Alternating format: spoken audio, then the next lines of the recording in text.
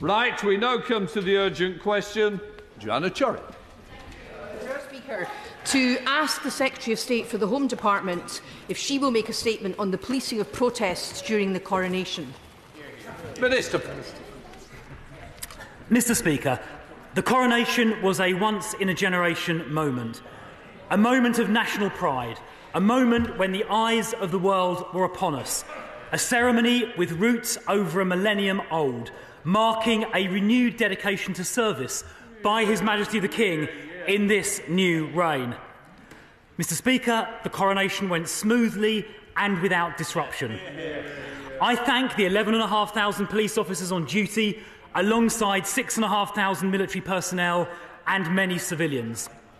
Commissioner Mark Rowley today outlined the intelligence picture in the hours leading up to the coronation. This intelligence picture included more than one plot to cause severe disruption by placing activated rape alarms in the path of horses to induce a stampede, and a separate plot to douse participants in the procession with paint. This was the context: a once-in-a-generation national moment facing specific intelligence threats about multiple, well-organised plots to disrupt it.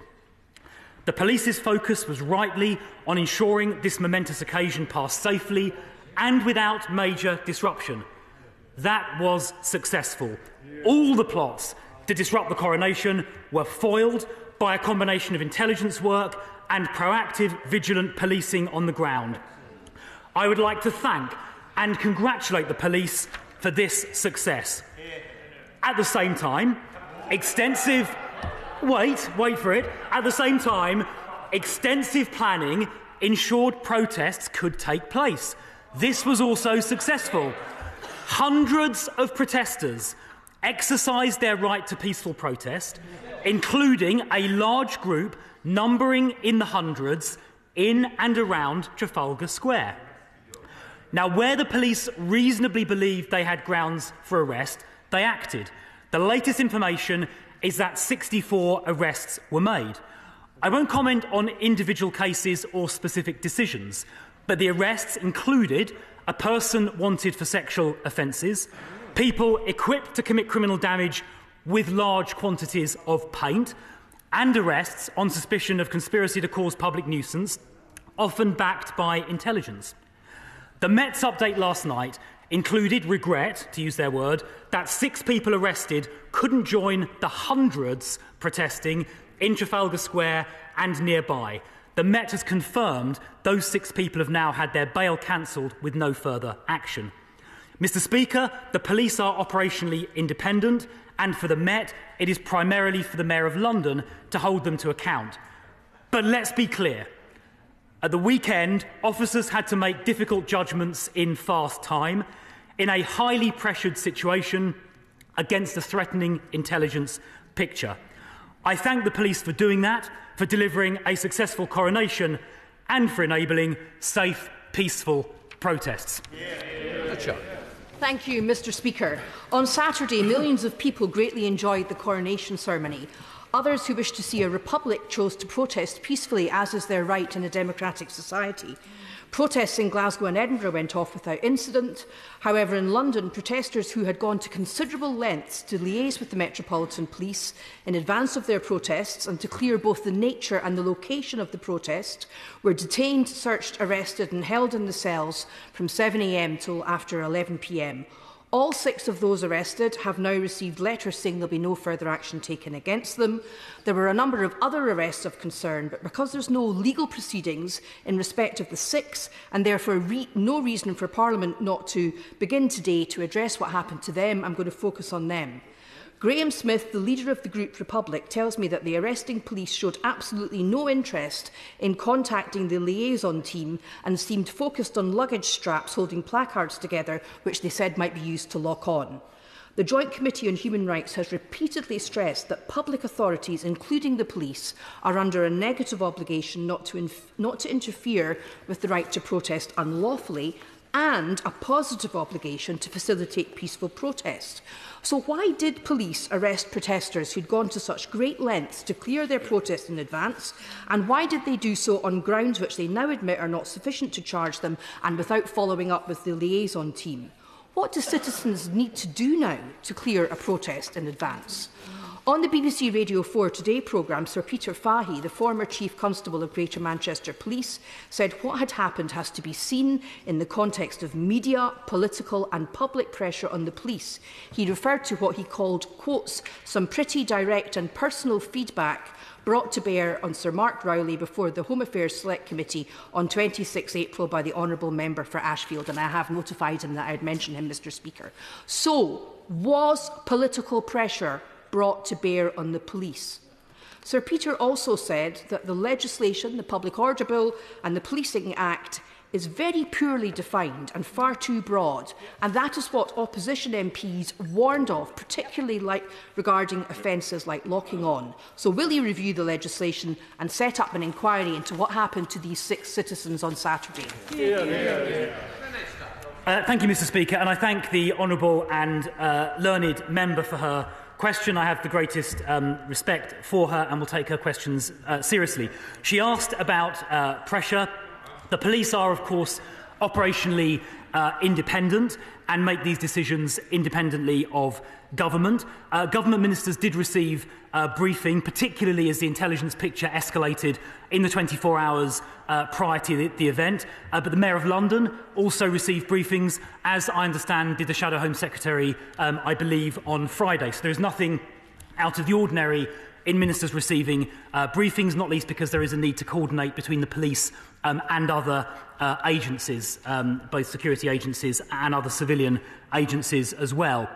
In terms of legislation, this House has just debated and scrutinised at some length the legislation, and there is no plans to change that. In relation to the 6 people who were arrested and the question of protest more generally, I will just repeat the point, Mr Speaker, I made in my initial answer, that I think hundreds of people did exercise their peaceful right to protest. It was done, as the Honourable and learned lady said, following engagement with the Republic protest group in advance, and the fact that hundreds of people were able to peacefully protest, I think, is testament to the rights of peaceful protest. In relation to those 6 people, I don't want to get into the details of that because, frankly, neither she nor I have all the facts, but clearly, at the point the arrest was made, the police reasonably believed there were grounds to do so. But I emphasise again, for hundreds, I think several hundreds of people on that day, they were able to peacefully protest, as is their absolute right. David Davis. Thank you, Mr Speaker. Nobody should question that this was a difficult time for the Metropolitan Police, a difficult task to achieve. And nobody should question that, in a large respect, they carried it out brilliantly and gave us a marvellous occasion this weekend. That being said, within 1 week of the Public Order Bill entering the law and in its first serious use, we end up with the head of the Met having to apologise to people who were wrongfully arrested. In the event that, let us say, the Home Affairs Select Committee reviews this matter and comes back with recommendations as to how we change guidelines and maybe laws, will the Home Office take it on board? Well, I would just caution my right honourable friend against asserting these people were wrongfully arrested. That is not an assertion that has been. That is a legal threshold, and I don't think it's been established that that legal threshold has been met. I would also, in terms of testing this legislation, I would also just draw the House's attention to the fact this was a once-in-a-lifetime event, and it took place against an intelligence backdrop which suggested there were multiple well-organised plots to cause very serious disruption, which, if they had proceeded, would have been taken very seriously by this House and been seen around the world. So I don't think one can infer from what happened at the weekend that the recently passed legislation is defective. Now comes Shadow Minister Sarah Jones. Thank you, Mr Speaker. The coronation of King Charles III involved the largest police effort ever undertaken. I want to thank the thousands of police officers who ensured so many people were able to enjoy such a historic occasion without incident. Rightly, in our democracy, those police had operational responsibility and had to take decisions at pace and under pressure. And rightly, in our democracy, we also have scrutiny and accountability where problems arise. Hundreds of people who chose to do so were able to protest, and as the Minister stated, some plans to disrupt were foiled. But serious concerns have been raised about some of the arrests. The 6 people from Republic were arrested under new powers in the Public Order Act, being equipped for locking on, which came into force 2 days before the coronation. They have now been released with no further action, and the Met has expressed regret.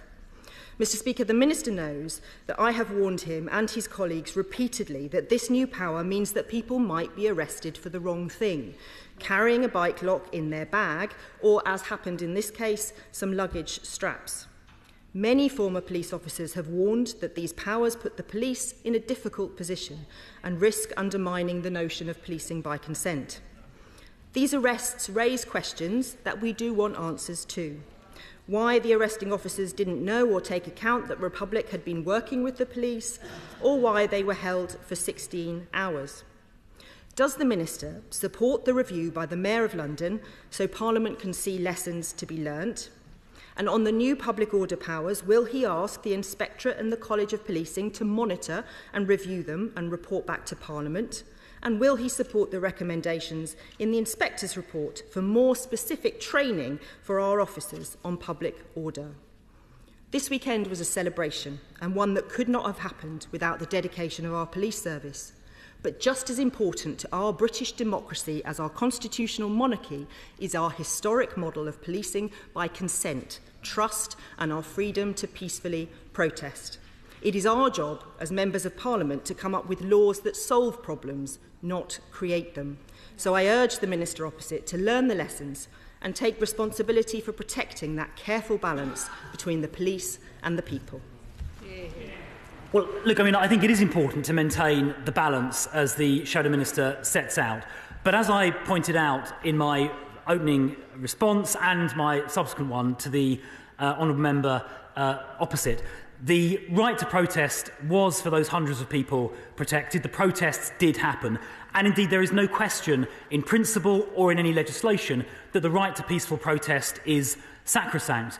We have, of course, in recent months seen that right to peaceful protest being stretched into acts that are deliberately disruptive, where people have sought to close down the M25, they've sought to close down the streets of London, not so much as an act of protest, but to deliberately inconvenience the public. And that is where we draw the line. At the weekend, that is broadly the same test that was being applied. Peaceful protest, of course, absolutely fine. Activity that was designed to seriously disrupt the coronation, including potentially causing a stampede of horses or covering the ceremonial procession in paint, was not acceptable. The police had to make difficult judgment. This is a unique situation. I think it probably can agree it is pretty unique. They had to make very difficult decisions in very fast time against an extremely threatening intelligence picture. Often the facts were, at the time, unclear. That is very difficult. I think all of us here should just accept those are difficult decisions. And I think the police, obviously, it's for them to answer operationally, but they, if they were here, would say they acted lawfully to the best of their reasonable belief at the time. But I do want to put on record the right to peaceful protest is sacrosanct, and I'm sure no one in this House on either side would ever seek to undermine it. Thank you very much, Mr. Speaker. Would the Minister agree with me that as a matter of law, the fact of the matter is that the police are entirely within their rights to arrest individuals to prevent a crime? It happens somewhere in the country pretty much every day. They obviously do not have to wait until a crime is actually committed, the active offence is committed, before acting. If they knew an armed robbery was about to take place from intelligence received, they don't have to wait until that armed robbery is taking place before acting, and the same applies here. Does the Minister agree with me that the police did an excellent job in very difficult circumstances, and this is a government that supports the police? We will leave the opposition parties to support those who do not follow the law. And the fact of the matter is, in extremely difficult circumstances, they did a good job. Oh, I just remind you, you're not at the bar now. You've got shorter questions. Come on, Minister. Look, I thank my right honourable and learned friend for his question. Yes, I do agree the police did a good job in what were very difficult fast-moving circumstances where judgments were inevitably difficult. It is easy to criticise after the event, but I think the police did a good job in what were extremely trying and difficult circumstances. SNP spokesperson Anderson. Thank you very much, Mr. Speaker. The UN Commissioner for Human Rights has said that the Public Order Act is incompatible with the right to freedom of expression, peaceful assembly and association. It is deeply disappointing to hear Labour and the Conservatives now both wedded to this legislation that undermines our right to protest. Graham Smith, the CEO of Republic, has said that these arrests are a direct attack on our democracy and the fundamental rights of every person in the country. He further says the right to protest peacefully in the UK no longer exists. Instead, we have a freedom to protest that is contingent on the political decisions made by ministers and senior police officers. That is entirely unacceptable. And in reading Sir Mark Rowley's statement that he has put out, he says, having reviewed the evidence and potential lines of inquiry, we do not judge that we will be able to prove criminal intent beyond all reasonable doubt. So these arrests were not necessary. And further, Sir Mark Rowley says he supports the officers' actions in this unique, fast-moving operational context, which means that if similar circumstances occurred, there is no certainty that this would not just happen again. So will the Minister tell me further what protections people can expect when they, in good faith, engage with authorities before protest to prevent this kind of thing happening, to find it happen again? And is he concerned that a journalist was amongst those arrested? Well, it is entirely inaccurate to say the right to protest does not exist. As I pointed out, hundreds and hundreds of people did peacefully and lawfully protest on Coronation Day.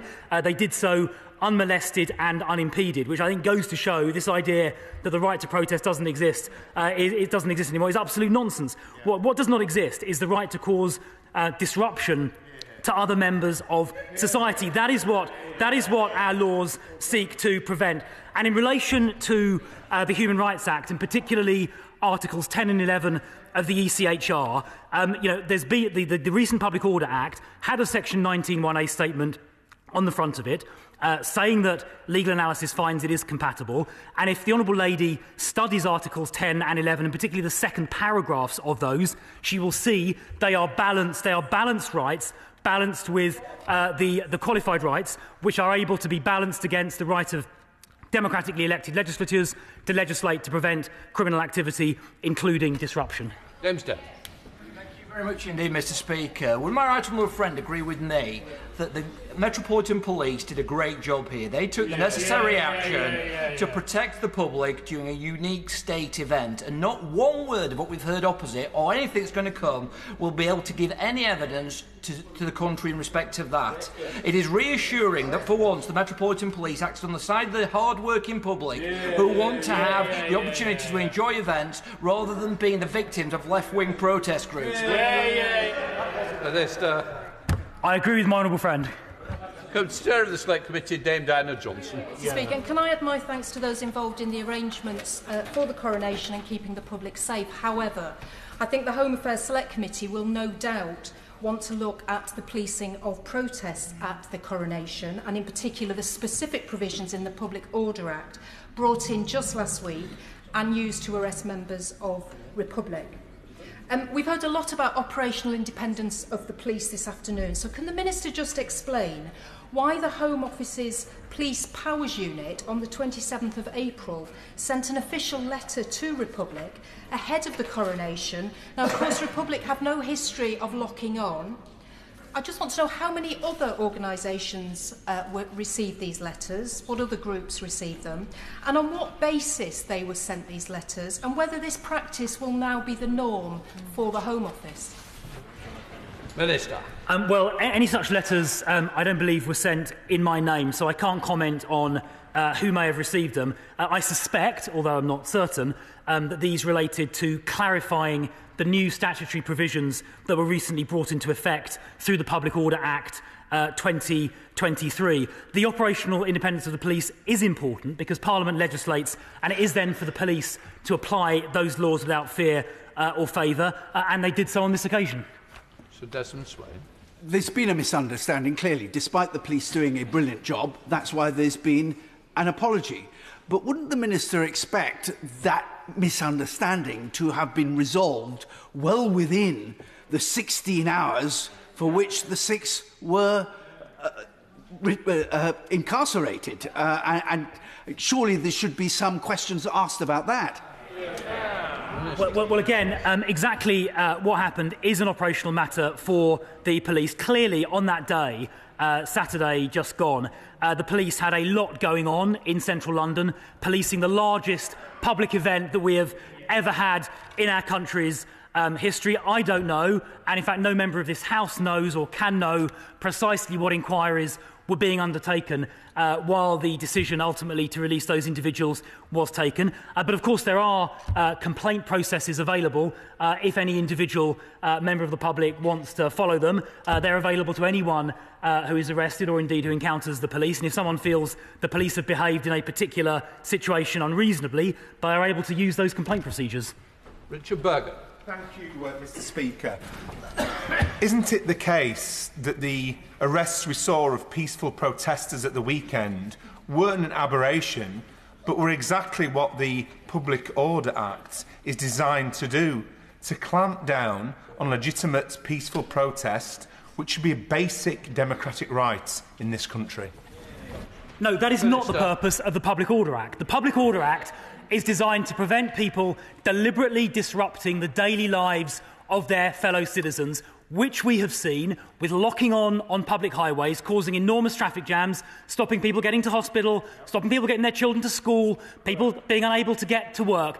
We've seen 10-mile tailbacks on the M25, and we had specific intelligence that people planned to disrupt the coronation by creating a stampede of horses and covering the ceremonial procession in paint. The Public Order Act 2023 is designed to stop that kind of disruption while, of course, allowing peaceful protest. That is its purpose. Louis French. Mr. Speaker, and I feel, given some of the heat of the debate, I must add that as a Greater London MP, it's complete and utter nonsense that you can no longer peacefully protest in London. Yeah. I myself attended my first ever protest a couple of weeks ago, where I was protesting against the Mayor of London's disgraceful ULEZ, and we were left to peacefully protest. But does my honourable friend agree that the police and our armed forces, those 11,500 police officers and armed forces, did an excellent job over the weekends to police and keep the public safe during the fantastic coronation celebrations? Well, look, I think my honourable friend puts it very well. I join him, by the way, in opposing Sadiq Khan's appalling ULEZ idea. But on the coronation policing, yes, they did a great job. I think there were almost 30,000 officers deployed at one time or another during the relevant period between the Met Force area and Thames Valley for the Windsor concert the following day. There were, I think, 11,500 deployed on the day of the coronation itself, in addition to 6,500 armed forces personnel. We also, by the way, had 312 protected people coming into the country from around the world. And we had, I think, almost 1,000 close protection officers deployed as well. All of those officers did a fantastic job in what was, I think, a moment of national pride for all of us. Mr. Carmike. Mr. Speaker, can I just say to the Policing Minister, I'm a little bit surprised that he should apparently accept without question the proposition that the Metropolitan Police now apologises to people who have been lawfully arrested. Even by his standards, that's something of a novel departure. But the Public Order Act has given police officers very broad and sweeping powers, which in turn requires the police to exercise discretion and judgment with no context or guidelines. And a consequence, if there is no change to this legislation, things like this will keep happening. There should have been better pre-legislative scrutiny of this Act. There wasn't. Will he now commit to giving us post-legislative scrutiny of it? Well, I mean, of course, many pieces of legislation require on-the-ground interpretation, whether by the police or subsequently by the courts in case law. Indeed, the precise definitions contained in this new piece of legislation, the Public Order Act 2023, include things like much more precise definitions of what constitutes serious disruption, which was previously extremely ambiguous. And that clarity is something which the police and others had called for. In terms of scrutiny, obviously the House is welcome to conduct scrutiny whenever it wants. I think as a matter of standard, new bits of legislation are subject to post-leg scrutiny sometime later. But actually in many areas, this new Act of Parliament, recently taken effect or recently gained royal assent, provides additional specificity clarity and precision that was previously lacking. Michael Fowler. The Minister said rightly that hundreds of people protested against the once-in-a-generation coronation. Hundreds of thousands of people were present to actually celebrate the coronation, while millions in the United Kingdom and around the world watched it. I'm getting pretty fed up, actually, with the police apologising all the time. I can say that ordinary police officers doing a decent job, as they did on Saturday, find their morale is at rock bottom when they're given the instruction, "We will deal robustly with anyone intent on undermining this celebration," which came from the Met Police on the 3rd of May, and then finding that someone is apologising for them doing just that. Well, I think the Metropolitan Police Commissioner had an article in today's Evening Standard which very robustly sets out the background and defends the police's approach to the coronation. And in fact, if any member of the House has not yet read that Evening Standard article, I think it was published earlier today, and I'd strongly recommend members on both sides to read it. I think the comment he refers to specifically was an expression of regret that those 6 people were unable to join the hundreds of others who were peacefully protesting. Now, the hundreds of others were exercising their right to peaceful protest, as they are perfectly entitled to do, but it is worth mentioning in passing, as my honourable friend has just done, they were in a tiny, tiny, tiny minority, but that does not in any way undermine their right to protest if they choose to. Clive Lewis. Mr. Speaker, I think it looks terribly obvious to anyone that looks at this that if you take a piece of draconian legislation like the Public Order Bill, pass it through, rush it through this place via an unelected head of state who gave it consent, hand it to a failing institution like the Metropolitan Police, who then decapitate the leadership of the Republican protest movement, what do you expect? This piece of legislation is doing exactly what it says on the tin. It's stopping peaceful protest. That is absolute nonsense. This legislation is preventing disruption to the lives of our fellow citizens. I wholly repudiate the suggestion it was rushed through. There was extensive ping-pong, which I do not recall the honourable gentleman turning up to if he was so concerned about scrutiny. And as for his comment about the process for a bill gaining royal assent, I will not dignify that with a response. John Hunt. Thank you, Mr. Speaker.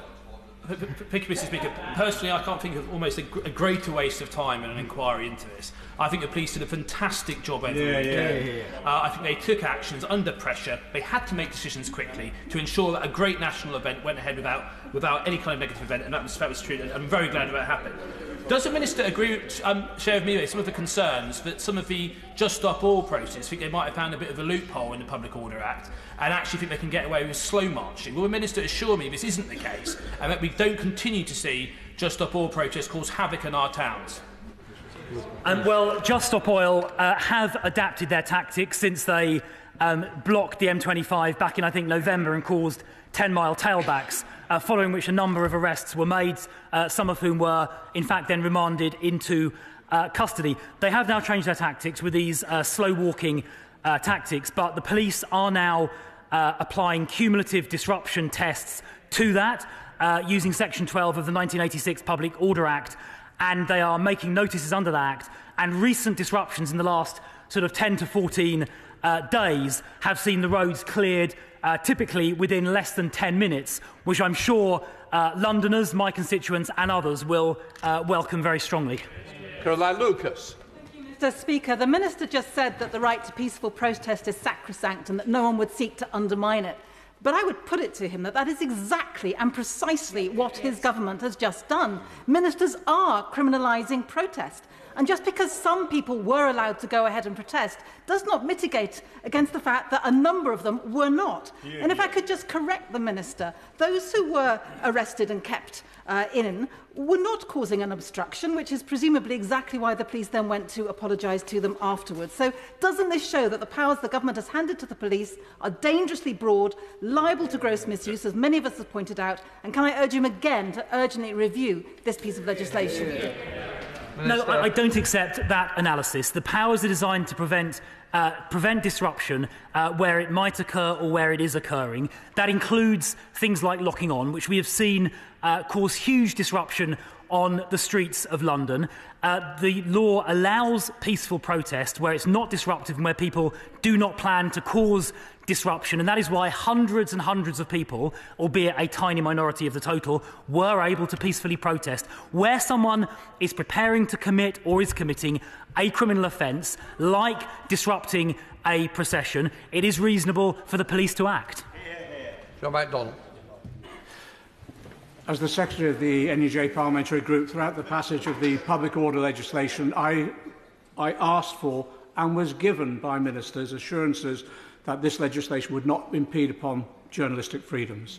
And yet on Saturday we saw at least one journalist stopped and searched, nothing found, handcuffed, his credentials torn off him, and then detained for 16 hours, a member of BEC2, a professional filmmaker. Could I ask the Minister now to investigate why the assurances this House was given on media freedom were not adhered to? Minister. Yeah, well, the new bill does contain a specific clause which was, I think, added during its passage, protecting journalistic freedoms. I think if there is and in fact, there was an incident in Hertfordshire a few months ago, I think it was in November, when a journalist was incorrectly arrested, and the relevant police force, Hertfordshire in that case, apologised subsequently. The government did then legislate in the recent bill. As I say, there is a specific clause protecting journalistic freedom. I don't want to comment on an individual operational matter, not least because neither he nor I have the full facts, but as I said already, there is a complaints process, and if an individual or others feel they weren't fairly or properly treated, they do have a complaints process they can go through. But Parliament has made its view clear. Alan Dorrans. Good afternoon. Does the Minister agree with the former Greater Manchester Police Chief Sapir Fahy, who has extensive experience of public order policing, who previously described the Public Order Act as poorly defined and far too broad, and who added this weekend that we are now seeing the consequences of that? Minister. No, I don't agree, and I've already explained why. Nadia Whittam. Thank you, Mr. Speaker. Mr. Speaker, the Minister has repeatedly used the example of hundreds being able to protest as evidence that our right to protest isn't undermined. But when people can be preemptively arrested on the flimsiest of pretences and then be thrown in a police cell for the best part of 24 hours, how can he reassure people who are attending a protest or even walking near a protest that the same thing won't happen to them? How can he claim that our right to protest isn't being undermined by his government? Minister. Well, I've mentioned the ECHR compatibility, particularly in relation to Articles 10 and 11. Before the police can arrest anyone, they do have to have a reasonable grounds for suspicion that an offence has been committed. Obviously, individual operational decisions, in this case relating to 6 people, are something that can be looked into subsequently if that is necessary. But the bill itself, the Public Order Bill, as passed by Parliament, does nothing to criminalise lawful protest. And as I've said, hundreds and hundreds of people did exercise exactly that right, although they were in a tiny minority. Justin Mathers. Thank you, Mr. Speaker. There's no doubt the police have a difficult job to do, making swift on-the-ground judgments, but I think that their job is made harder when they don't act in a consistent manner. Now, I've had an eyewitness account that a protester was allowed to go in amongst the Republicans for about 10 minutes unchallenged, jostling them, acting in a provocative manner, right in front of the police before the police actually intervened. There's no doubt that was disruption, but the police didn't act for quite a long time there. So does he agree that actually that sort of thing creates the impression that some types of protest are more equal than others? Yeah. Well, I haven't heard that particular account before, so I don't think it's really appropriate to comment on something I've just heard about across the floor of the chamber. But I've already drawn the House's attention to the procedures that are available to members of the public. But I do appreciate his opening comment that the police did have a very difficult job. They were under enormous pressure. They were dealing with a number of intelligence threats that I outlined at the beginning of my response. Things were moving very quickly. Often the picture was confusing.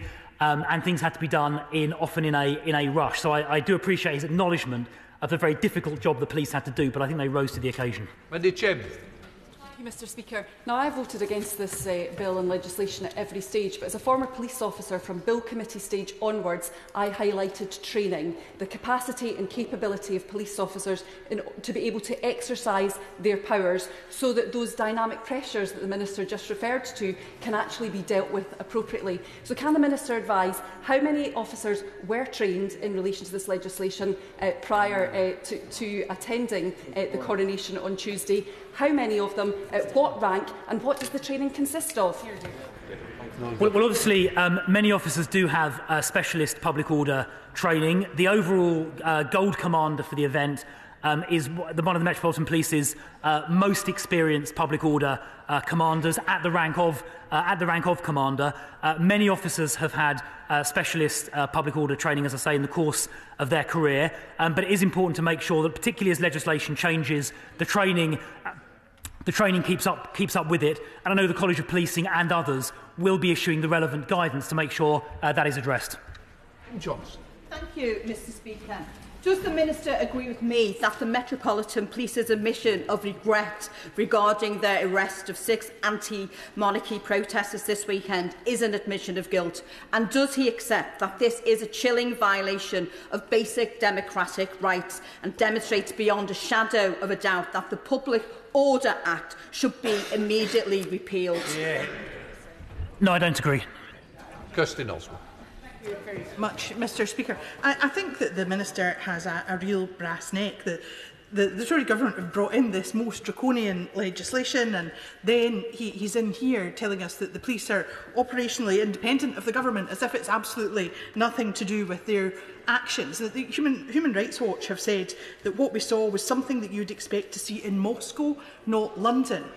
And I wonder if he would agree with me that, given that only reportedly 6% of those who were arrested for protesting against the coronation were actually charged with anything at all, that this new legislation is absolutely nothing but an advert for how to impede people's right to protest. Well, I must say, with great respect, I think that is nonsense. And comparing the policing of the coronation with Putin's Moscow or Putin's Russia, where opposition figures are incarcerated, people like Alexei Navalny in prison, suffering the most appalling and inhumane treatment. I think it's, frankly, a bit of an insult to the appalling treatment they are suffering to in any way compare what is happening there to the policing of the coronation. I don't think it is at all respectful to those being oppressed in Russia at all. And, in terms of peaceful protest, hundreds of people did peacefully protest against the monarchy. It was a tiny minority, but they did protest. The police only made those arrests, 64 arrests in total, where they had reasonable grounds to believe a criminal offence had been committed or was in preparation. And if anyone feels that the arrest they experienced wasn't proper or appropriate, there are mechanisms they can use to complain and to seek redress. Mr Speaker, I appreciate this was an exceptionally challenging weekend for the police, but I'm particularly concerned about the arrest and detention of members of the Westminster Night Stars team, who are volunteers out in central London helping to keep people safe. Now, communication between local authorities and the police and other agencies is absolutely critical. So can the Minister assure me that he will find out what happened, what went wrong in this communication, and to be sure that lessons are learnt to make sure that when volunteers were out supporting the police in their work, they do not get arrested because of a breakdown in such communication? Minister. Yes, I think that is a matter which, first of all, I agree with her that the communication between local authorities and police is very important, and that join-up needs to happen. I think the question she has asked is probably best directed via the Police and Crime Commissioner for the Mayor of London, who I'm sure will be happy to take up the query. Andy Slaughter. Thank you, Mr Speaker. No one wished the new Commissioner of the Met success more than London MPs whose constituents had suffered from a catalogue of institutional harm under his predecessors. But his statement in the Standard today is political somersaulting from start to finish, including justifying arrests because celebrating crowds were applauding and cheering them.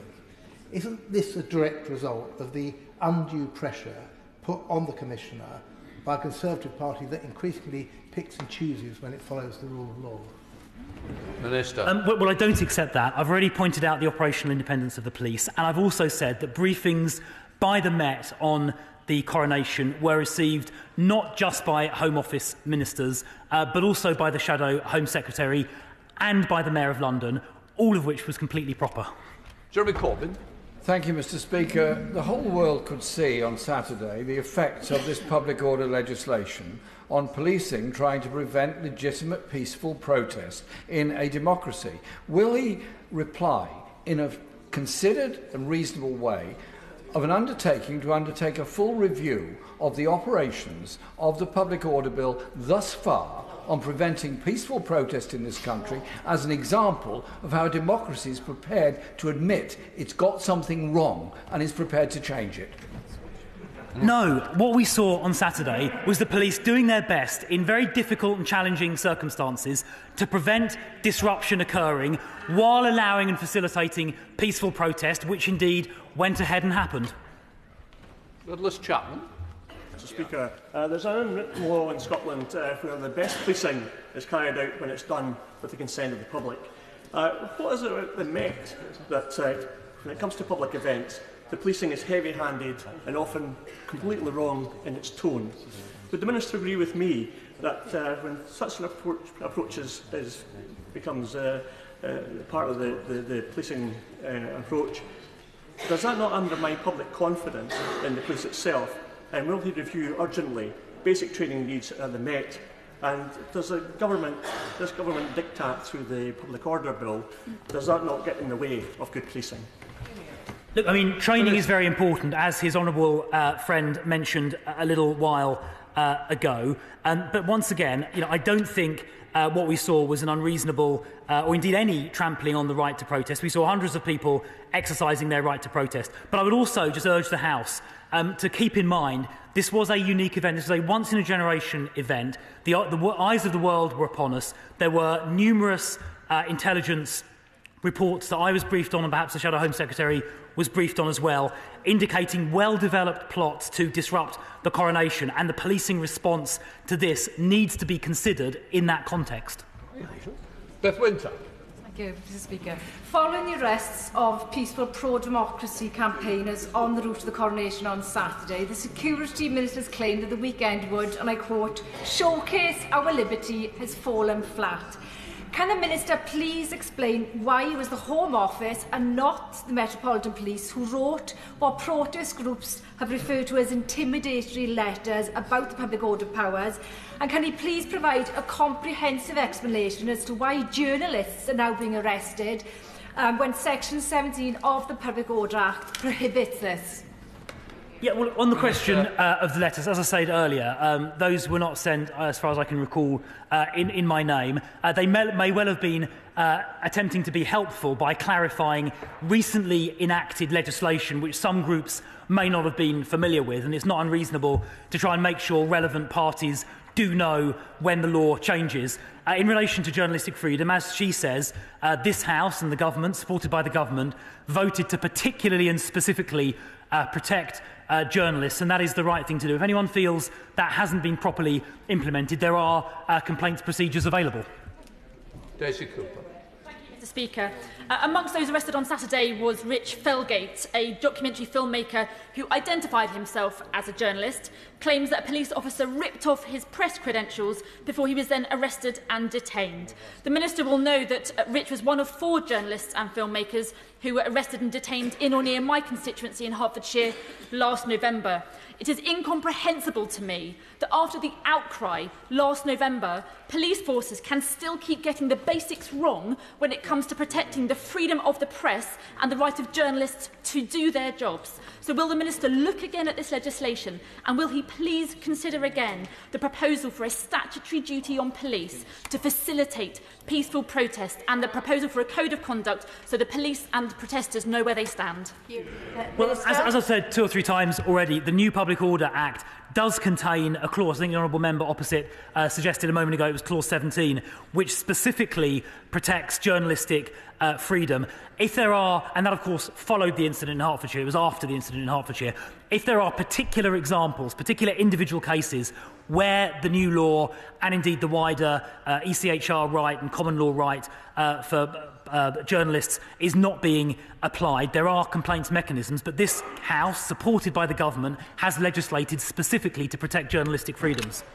Hilary Benn. Thank you very much indeed, Madam Deputy Speaker. Given what happened to these 6 individuals on Saturday who were clearly not involved in any plot to use rape alarms or paint to disrupt the coronation. Otherwise, why have the police apologised to them? What confidence can the organisers of any future protests have that what they have been told in advanced planning meetings with the police will actually be capable of being relied upon on the day? Well, I believe, again, without wanting to go into too many specifics, I believe the police's assessment at the time didn't relate in this particular case to rape alarms or to paint, but to locking on equipment. The right honourable member opposite says it is clear, but of course many things are clear with hindsight. Things are sometimes less clear in the heat of a live operation. In terms of assurance around the right to protest, the Public Order Act does not in any way infringe or undermine the right to protest, and indeed we saw on Saturday quite a reasonable-sized, a few hundred people protesting at the coronation event without any impediment, and we see Just Stop Oil protesters these days protesting on an almost daily basis. So there is evidence in front of us showing us how the right to protest unfolds on a near daily basis. Brendan O'Hara.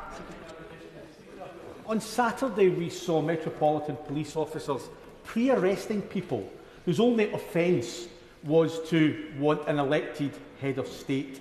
Despite their planned peaceful protest being pre-authorised, UK citizens who had committed no crime whatsoever were taken off the streets and detained simply because of their political beliefs.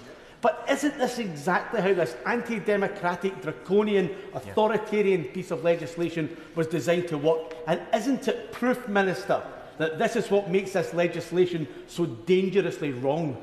Minister. No, the legislation does not in any way criminalise or prevent protests. We see protests happening on a daily basis, including on Saturday. What the legislation does is enables the police to prevent disruption. They need to have a reasonable belief in order to do that. If anyone feels that in this very small minority of cases, tiny minority of cases, those powers were misapplied, then there are complaints procedures. But the vast majority of people wishing to protest on Saturday did so. Carol Monaghan. Deputy Speaker, can the Minister confirm whether the right to peaceful protest only applies if the individual's views chime with the government's own? Minister. I mean, I'm not really sure that question merits an answer. I mean, legislation is clearly politics agnostic, and it's for the police to apply it without fear or favour. Mick Whitley. Thank you, Madam Deputy Speaker. Does the Minister accept that the troubling scenes witnessed during the coronation vindicate that those of us on this side of the House who own the government's new anti-process laws would be used to stifle dissent and limit freedom of expression? And will he accept that if we are to protect the most fundamental right of free speech, then the Public Order Bill must be scrapped in its entirety? No, as I've said repeatedly, the Public Order Act and associated legislation is designed to prevent disruption to our fellow citizens' day-to-day lives while enabling peaceful protest. Martin Doherty Hughes. Let me congratulate the member for Edinburgh South West for actually gaining this urgent question today, Madam Deputy Speaker. The seemingly random nature with which the Metropolitan Police can apply the law only to fully exonerate those arrested soon after is itself akin something one might see in an illiberal democracy like Hungary or Turkey. And all this just a week after the Security Minister themselves stood at the dispatch box there and said that the coronation was a chance to showcase our liberty.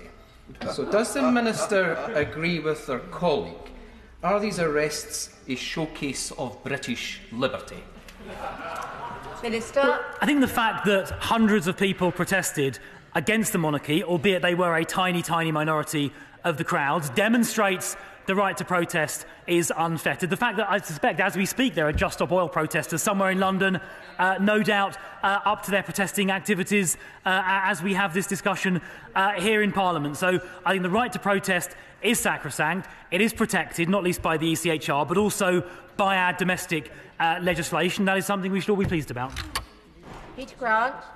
Thank you, Madam Deputy Speaker. The Minister has repeatedly told us today that there was evidence of, in his words, a well-developed plot to misuse activated rape alarms in a way that would clearly have been criminally reckless and which no one could condone.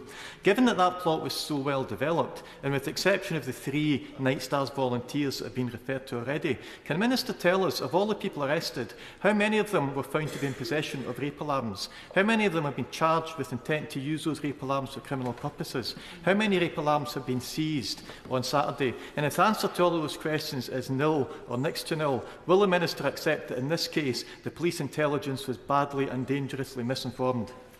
No, well, I think there is an update on all of the arrests on the Metropolitan Police's website, which will provide some of the information the Honourable Gentleman asks for. Some arrests were made on the ceremonial, close to the ceremonial footprint, including people that had large quantities of paint.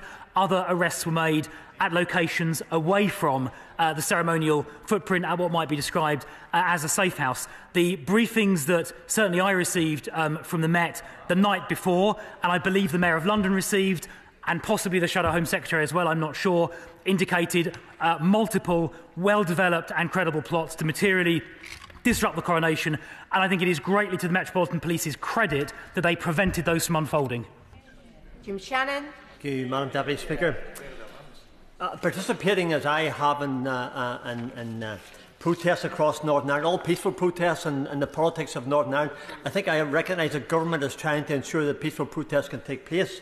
The coronation weekend has been a globally celebrated event, and something that the United Kingdom will look back over many years to come with pride. And the 64 arrests that were made were in relation to, I understand, intelligence that suggested that there would be deliberate attempts to cause nuisance on Coronation Day. Will the Minister join me in thanking the Met Police, as opposed to critiquing them for carrying out their duties in a swift manner, to enable people to celebrate the coronation of His Majesty the King in peace and without disruption?